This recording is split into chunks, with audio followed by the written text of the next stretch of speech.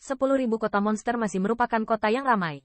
Dengan kembalinya Qin Yichan dan yang lainnya, selain beberapa tatapan kagum, sama sekali tidak menimbulkan terlalu banyak gerakan. Tentu saja, pembangkit tenaga listrik ini jelas tidak mungkin diketahui. Dalam beberapa hari terakhir, Qin Yichan mereka melakukan peristiwa besar yang mengguncang surga, menghancurkan bumi.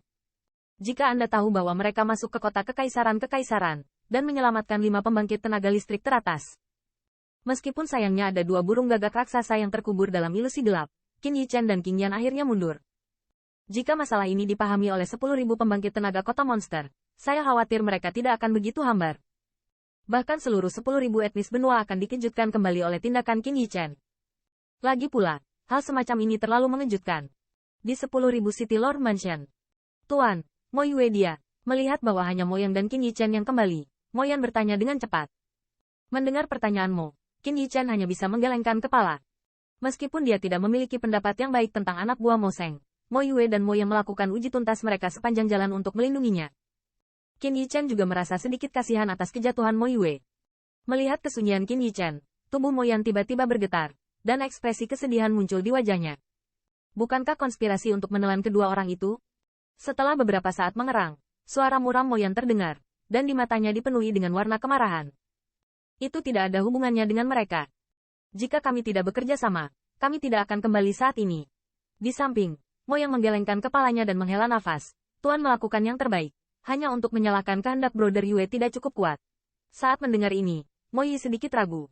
Dari nada Mo Yang, dia bisa mendengar bahwa yang terakhir tampaknya tidak memusuhi raksasa-raksasa yang menelan Azure Sable Clan, dan bahkan menggunakannya. Kami menyebutnya ini. Mo Yang, bagaimana kamu membantu mereka orang luar? Orang-orang itu meragukan identitas orang dewasa. Untuk teman lamanya, Mo Yan tidak menyembunyikan apapun, dan langsung bertanya. Bukannya saya membantu mereka untuk berbicara. Seorang penatua yang menelan klan Marten Biru juga jatuh di sana, dan kali ini dia dapat melarikan diri dari kota kekaisaran-kekaisaran, dan penatua keempat juga banyak berkontribusi. Mo yang menggelengkan kepalanya, dengan lembut. Kota kekaisaran jahat yang hebat? Anda pergi ke kota kekaisaran yang jahat? Tanda seru. Ketika dia mendengar penjelasan Mo Yang, pupil Mo Yan tiba-tiba menyusut, dan suara yang sulit dipercaya bahkan terdengar dari mulutnya. Apakah saya mengatakan itu? Melihat ekspresi Mo Yan, Mo Yang juga sedikit ragu, menggaruk kepalanya, dan berkata dengan canggung. Mo Yan bukan orang luar, jadi dia tidak perlu bersembunyi darinya. Alis Qin Yichan sedikit mengernyit, berbisik pelan, dan sementara yang terakhir berencana untuk terus bertanya, dia menggelengkan kepalanya sedikit, berkata, itu saja untuk saat ini, jangan menyebutkannya lagi. Ya. Mendengar kata-kata Qin Yichan, Mo Yan hanya bisa menekan rasa ingin tahu di dalam hatinya, dan berbisik. Tuan, mengapa orang-orang itu masih di sini? Bukankah mereka berencana untuk pergi? Setelah beberapa saat, Mo Yan juga membuka mulut dan berkata dengan ragu.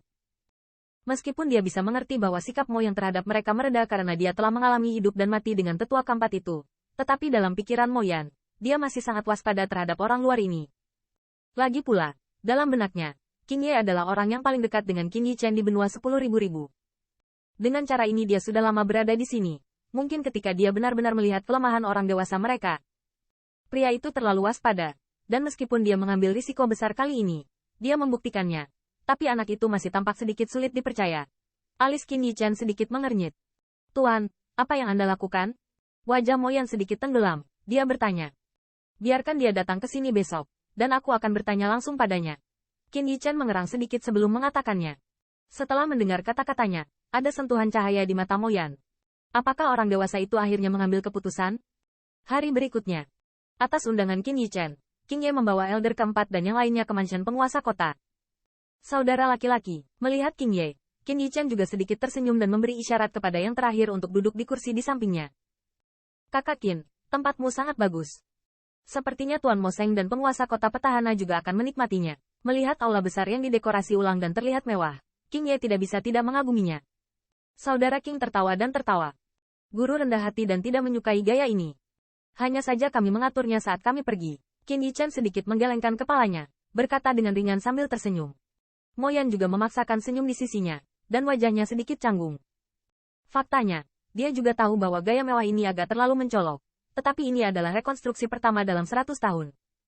Dia secara alami ingin membuat City Lord Mansion sedikit lebih megah, jadi dia melakukannya. Saudaraku, Qin ini meminta maaf atas insiden penatua ini. Ketika Anda kembali ke suku, Minta maaf kepada patriark dan leluhur tua King Xuan untuk saya. Segera, Qin Yichen juga melengkungkan tangannya ke arah King Ye. Setelah mendengar ini, senyuman muncul di wajah Mo Yan.